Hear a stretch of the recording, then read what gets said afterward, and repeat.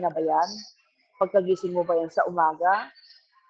Bago ka ba pumasok sa trabaho, sa eskwela, sa opisina, o sa pag-aasikaso sa gawaing bahay o kung anumang gampanin? Inuuna mo ba ang Panginoon? Ano ang sabi sa banal na ebanghelyo? Seek ye first the kingdom of God, and all these things shall be given to you. It simply means, paraphrase, put God first and you will never be the last. Unahin mo muna ang Panginoon sa lahat. So pagkagising mo sa umaga, a simple, hello Lord, good morning, salamat po sa bagong buhay.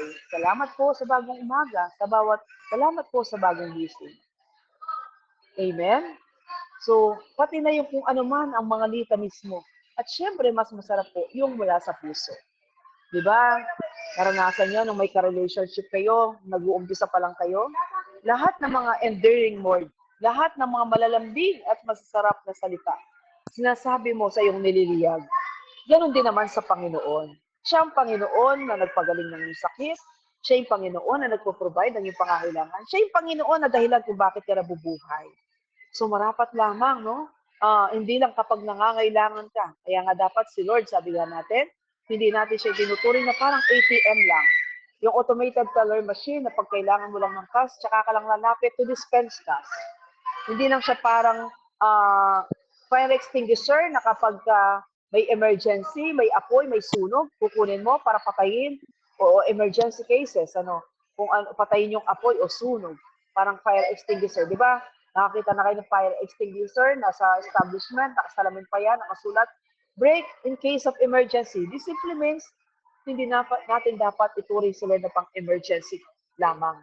O hindi, on a regular basis, we should pour out our every heart's desire, every thoughts that we have.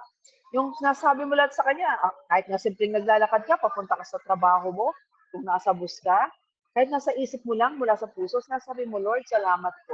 Lord, napakabuti niyo po. Alam niyo na dito po sa Pilipinas ngayon, sobra po ang init.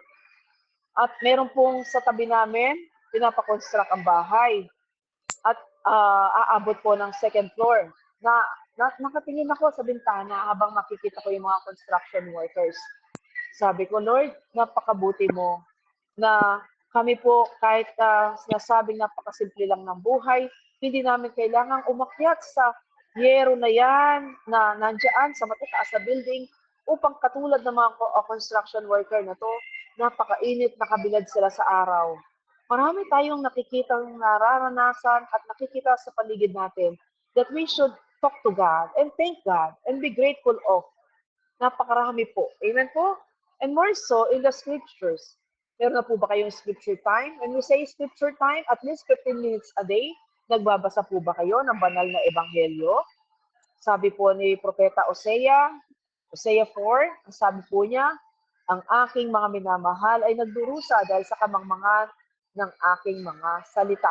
Anong ibig sabihin? Sinabi rin po ni St. Jerome yan, ignorance of the scriptures is ignorance of Christ. Bakit kailangan magbasa natin ng banal na kasulatan o Biblia? Bakit kailangan nating ma-establish ang ating scripture time? Para lubos nating makilala ang Panginoon, kanyang pinanggalingan, at kung paano nilikha ang mundo, at kung paano aabot ang bandang huli natin. Malalaman natin that siya yung Panginoon noon, ngayon, at pagpakailanman.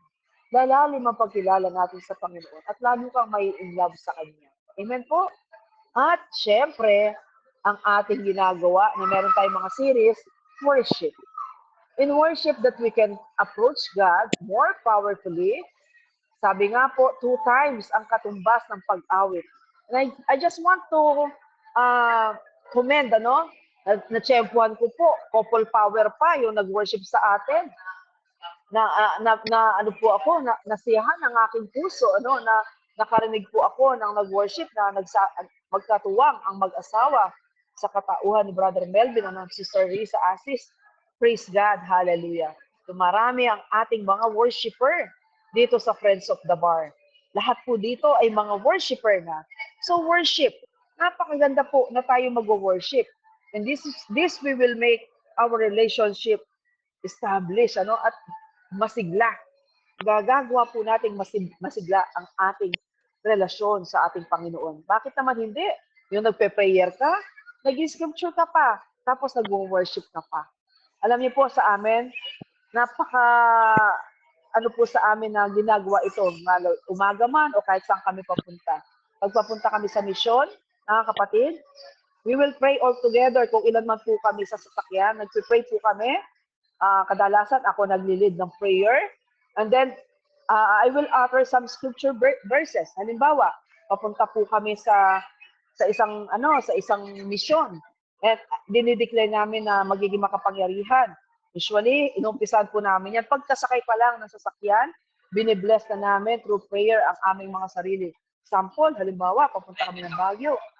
Also, we praise you, Lord. We thank you. We glorify you at this very moment, and we declare that this will be a powerful mission, because you will reign mightily, O Lord God, in our mission, on our way to Baguio. Will take care of us, O Lord. Bless us. We pray you will take care of us. You will shield us, O Lord, and you will deliver us, amen, from all danger and harm. Bless our household, O Lord, kung paano namin iniwan ang aming mga tahanan, ganun din namin dadatnan, mahal namin Panginoon. Bless our families, our children, and our grandchildren. Make them strong, make them happy, O Lord God. Provide them with all their needs, O Lord God. So, kasama na po yun. And then, we claim your promise in Philippians 4:19, when you said, for you, O Lord our God, shall supply all our needs in abundance, based on the richness and glory of our Lord Jesus Christ. We declare, O Lord God, that you will be our provider. You will provide all the needs of our children, all the needs in our mission, O Lord God. You will provide all the necessities sa dadatan namin, especially those who will sponsor our mission, O Lord God, those who invited us, O Lord. Bless the parish na mag-host sa amin, O Lord. Hallelujah, hallelujah. And then magpapatugtog po kami ng song. Yung song na yun sasabayan namin. Halimbawa, the goodness of God. Sinasabayan po namin, yes, Lord, you are so good. You are so great. The psalmist said in Psalm 23, verse 6, and all the goodness and mercy of God shall follow us all the days of our life, Your goodness is running after me. Yun po yung passage noon, yung Bible passage. So, napansin niyo mga kapatid, ang sigla ng relationship kay Lord, nadadasalan mo siya, nakakapag-pray ka, nakapag-scripture time ka, and then nakapag-worship ka, ano? Nakaawitan mo siya. That's how we make our relationship joyful and established in our Lord, ano? Nagiging established po, nagiging buhay, alive, dynamic, and masigla ang relasyon natin sa Panginoon. So, yun po yung number 1. How to make Jesus alive in our life, gawing buhay at masigla ang iyong relasyon sa Diyos. Pangalawa po, mamuhay sa mga pangako ng Diyos Ama. Mamuhay sa mga pangako ng Diyos Ama. You see, mga kapatid, in the Bible, there are almost 8,000 promises written for all of us in the Bible. Halos 8,000 po ang mga pangako sa atin. Mantakin mo yan, kapatid. Ang tanong, ilan doon ang kabisado natin? Ilan doon ang natatandaan natin? O ilan doon ang paborito mong bigkasin? Alam niyo po, may kapangyarihan ng salita ng Diyos. Psalm 107 verse 107 verse 20, anong sabi doon? Ipinadala niya ang kanyang mga salita at ang lahat ng nakinig ay gumaling. Kayong nakikinig ngayon, ang kininyo ang salita ng Diyos, lahat ng may karamdaman gagaling. Pinangako niya yan. Amen po. Sa Psalm 107 verse 20, He sent forth His word and healed them and rescued them from the grave. Mantakin mo yan, kapatid, maski kamatayan, kaya kang iligtas ng Panginoon. All you have to do is claim that, no? Kaya mamuhay ka sa pangako ng Diyos. Para bang sa mga magulang, di ba? Sa mga magulang, kapag ka may magandang ginagawa ang anak mo, nung nagsisilaki pa yung mga anak mo, ako po, natatandaan ko yan, nagsisilaki yung mga anak ko, pinapangakuan ko yan. Karamihan ngayon, graduation day dito. Kapag ka nag-excel ang anak, may mga awards, anong ginagawa ng Panginoon, ng magulang? Di ba, binibigyan ng premyo? Pero bago pa yon, may pangako ka. Keep it up, anak. And I will have a surprise for you. Ganon din ang Panginoon. Hindi po siya nawawala ng mga pangako sa atin sa lahat ng aspeto ng ating buhay. Kaya hindi ka mag-aalala kapag nangailangan ka ng kapahingahan, feeling mo napapagod ka, Mateo 11:78.